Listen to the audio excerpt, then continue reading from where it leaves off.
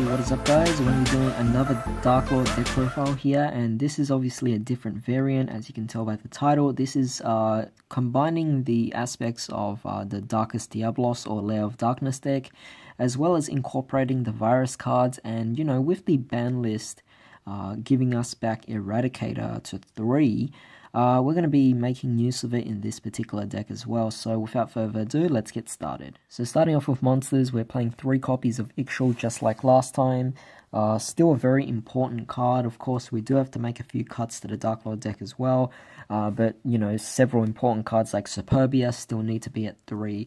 I decided to actually cut the copies of Nastin to 2, obviously because we're playing a Darkest Diabolos engine as well, so a little different here. Playing 1 copy of Zerato, still a great card. You can still go for rank 8s together with Superbia, but he's not as crucial, so we don't really need 2 of them. Again, Ukabak, not really needed, just playing 1 of them. Most of the normal summons will go into the other cards of this deck as well, so hopefully this fits on screen here. But of course, let's talk about the new cards that we're adding into the deck. We're playing 2 copies of Darkest Diabolos, Lord of the Lair. This particular card itself, or the particular deck, it's completely fallen off the radar. No one's really talked about it or utilized them, and despite the fact that Eradicator came back to 3, I don't even think I've seen a deck profile for Lord of the Lair yet, or Darkest Diabolos, so definitely really odd here. So I figure I might as well do it together with Darklords here, and I might do a pure variant of this deck as well, so if you guys are excited about that, then definitely leave a comment down below and let me know. Playing 3 copies of Arima, of course. This card's an amazing card. Not only can you discard it to just add Lair of Darkness, but you can also normal summon it, tribute a dark monster, including himself, and you can just draw a card. And it's quite nice here because obviously if you have a Diabolos in the hand, then you can easily just trigger off that effect and special summon off the Diabolos. But aside from that, he still generates really great plays for the deck as well. Playing 3 copies of Lilith, Lady of Lament. This card obviously allows you to tribute a dark monster and pretty much just set any of your normal traps from your deck. You choose 3, let your opponent pick 1, and it randomly gets set. So really cool there, and it's definitely been working out really well for me. But that's pretty much it for this monster count, so let's move on to the spells. Moving on to spells, we're playing 3 copies of Darklord Contact, of course, just as important as ever. And we're also still playing 3 copies of Banishment, because again, our Searcher is still quite important here. And just like I said with the previous deck profile for this as well, which I did a while back, we also got 3 Trade-In, which is still a staple in the deck, and of course the 3 copies of Lair of Darkness. But of course the new addition to this deck is Lair of Darkness. We're actually going to be playing two copies of these. We don't really need to play 3. Most of the time when we activate this, our opponent won't even care about it, and these days I don't even see my opponent destroying this. Every single playtest I've had with this particular deck, the opponent has had no interest whatsoever in actually destroying this card, so it's definitely very interesting to see there. But so far we're just playing 2 copies, but that's pretty much it for the spells. We're not going to be playing anything too excessive here. This deck is meant to be focused more on the virus engine, or just bringing out more trap cards. And with that, we're moving on to traps. 2 Sanctified Darklord, still a great card to negate monster effects, of course, and gain life. Dropping Rebellion to 1 and also Enchantment, not as important, but still great cards as well that you can utilize.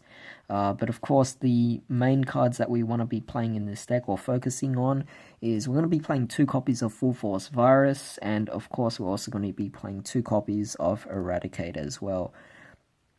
So definitely quite important here, but that's pretty much it for the main deck. The whole point is to bring out these virus cards and just completely destroy the opponent's deck.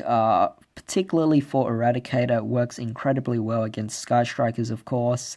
I've had games where I've destroyed their opponent's entire hand just because their whole hand was filled with spells. Full Force Virus worked pretty well for me against Thunder Dragons as well. So I actually had a pretty good matchup against Thunder Dragons, surprisingly. I was able to beat them 2 games, but in the 2 games that I did beat them, I had to go first in those. So if I actually went second, I did lose those games, but even so, I was able to put up quite a bit of a fight here. So if you guys actually want to play this particular deck against this particular meta or format, it's actually not a bad option, because against Thunder Dragons, they're actually doing pretty well against them. Pretty good matchup, a fair matchup, and if it goes up against Sky Strikers, again, I've beaten Sky Strikers several times just with Eradicator alone. Most of my opponent just completely quits the game. And also, even against Altergeist, I even have a really great matchup. I think the only deck that I have trouble against is Trickstars, simply because we're constantly losing life points. So with Trickstars, they really just deal a lot of damage to us. Not to mention, our deck is all about adding cards to the hand and drawing cards. We're just losing life points really easily here against Trickstars. They really hold us back from being able to use our full potential. So definitely one of the worst matchups, but overall, with other meta decks like Thunder Dragons, Altergeist, and Sky Strikers, we have no problem whatsoever. Against Salomon Greats, I'll need a little more data on that. I need to do a bit more testing against them. So far, matches have been pretty even. There's no advantage between each other, but yeah, just letting you guys know here, if you guys actually ever plan on taking this out to a regionals or any big event that goes up against meta decks. Alright, so moving on to extra deck, we're playing 1 copy of Summon Sorceress. Again, we have plenty of cards that we can go into, so no big deal there. Playing Yugioh, of course, the Nightmare Engine, because they can give a bit of utility, destroying monsters, destroying spells and traps, so definitely quite nice. OTK options with Underclock Taker, and of course for XYZ monsters, we are obviously playing a nice toolbox, so a rank 7 toolbox here. So we have Red Eyes, we have Big Eye, and we also have Mecha Phantom Beast Draco Sack. For rank 8, we are playing an Aegeon, the Sea Castrum, playing number 38, number 68, number 107.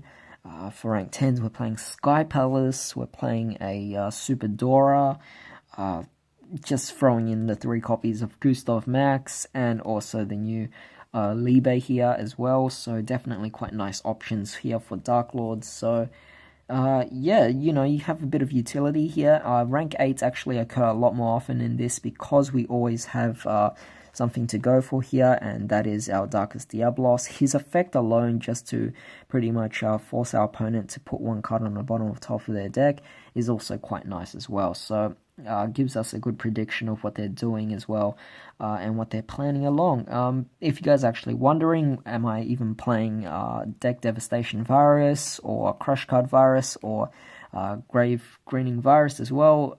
I don't really think these cards are worth playing in the deck. I usually just put these cards in the side deck instead. And, with Deck Devastation Virus, it's pretty much the opposite of Full Force Virus, but Full Force Virus kind of has more utility in this particular format. It works a lot better against majority of decks, but if I do take on a deck that actually has low attack monsters, then obviously I'll switch out Full Force Virus and put in the Deck Devastation Viruses instead. And same case with the Crush Card Virus and Grinning Grave Virus as well. So yeah, that's pretty much it for this particular deck profile. So I hope you guys enjoyed this, and hope you guys have a great day. I'll see you next time.